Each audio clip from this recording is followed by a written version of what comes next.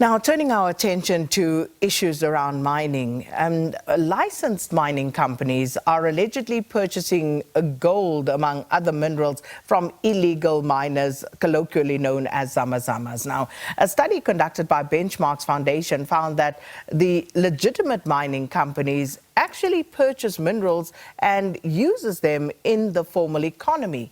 Scrap dealers, syndicates, security firms, and even the police have been implicated. And there are currently more than 6,000 abandoned mines in South Africa, many of which have become a haven for illegal mining activity. Now, to delve deeper into these findings and their implications, we're joined virtually now by Benchmarks Foundation's lead researcher, David van Wyk. David, always good to have you. Welcome to Morning Live.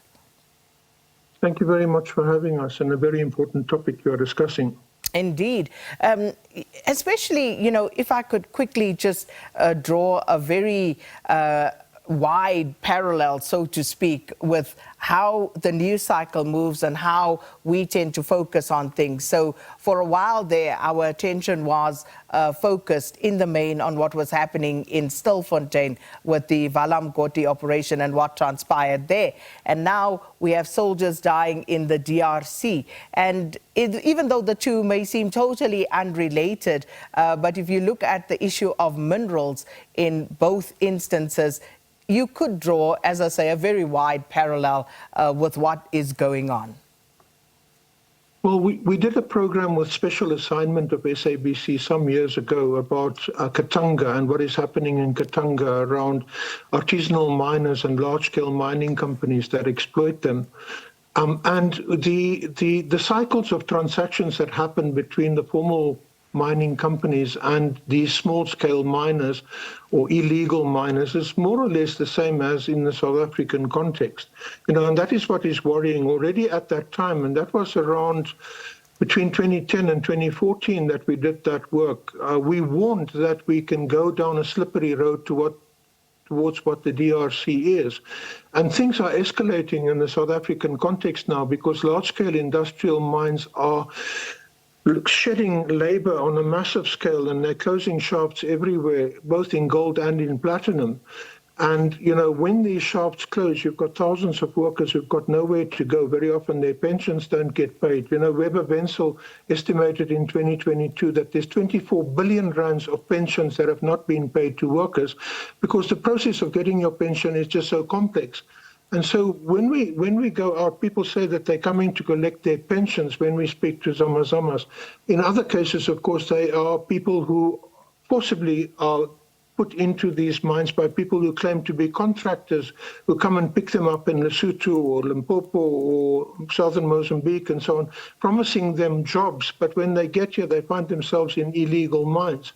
This was an issue that came up in around 2018 when Job Mogoro was still the premier of the Northwest Province. We were on an SABC late-night program on the radio.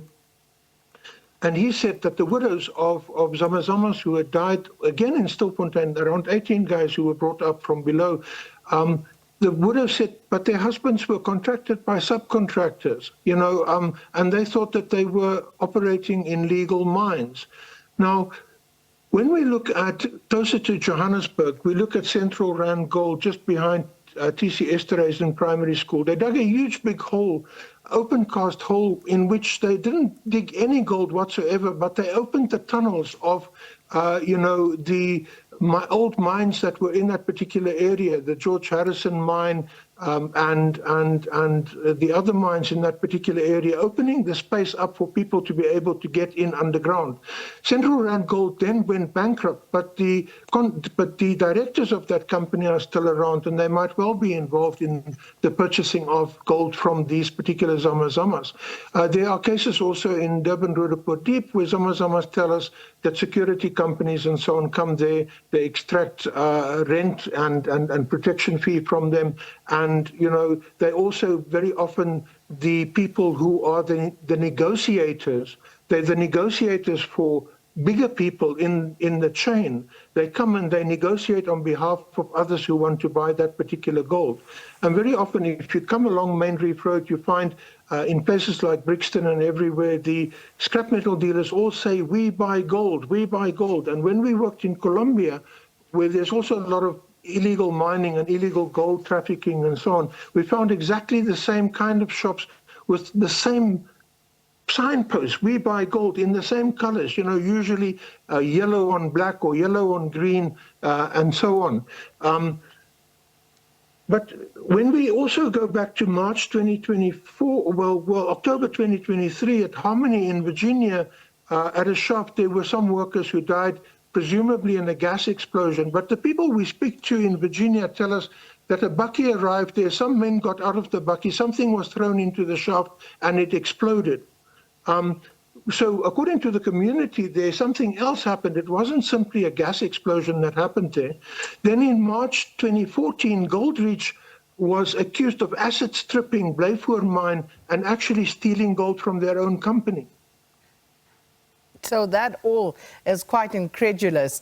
And, the report, and you look at the title of the report, Survival Mining in South Africa Behind the Dominant Narrative. And this is what makes it interesting, because you go and you have conversations with those who are directly involved, the miners themselves, the families and the communities around that.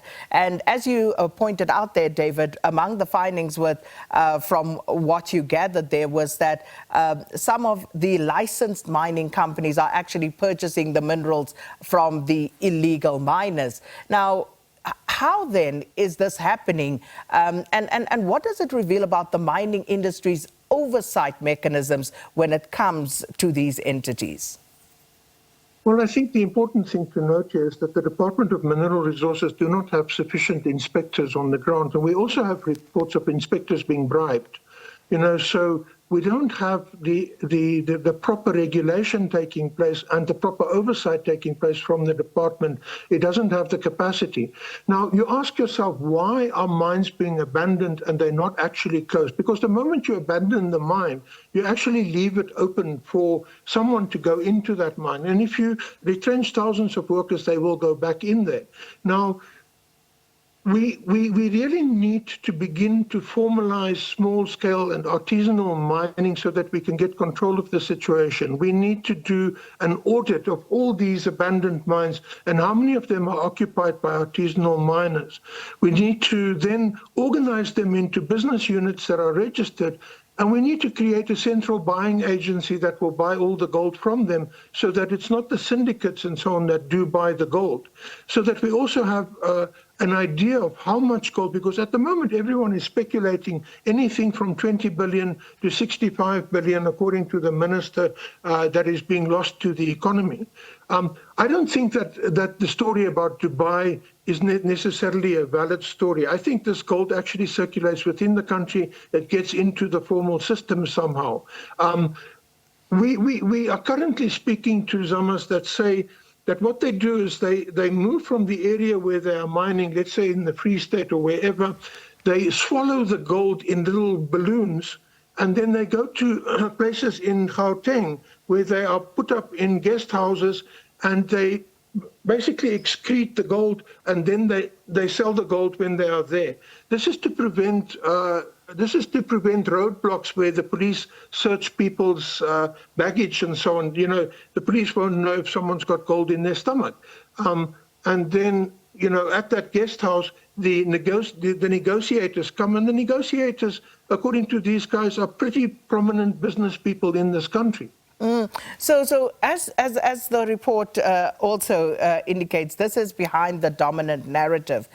We've spoken a lot about the miners themselves, the Zamazamas. We've spoken about government and the role that government is meant to play. What we don't speak about so often, David, is the actual owners of these mines and the role that they play. Because I remember you and I having a conversation about how, in some instances, you have mines that are operating legally, where people are working legally, and there are other teams working right next to them who are not registered. So how does that happen?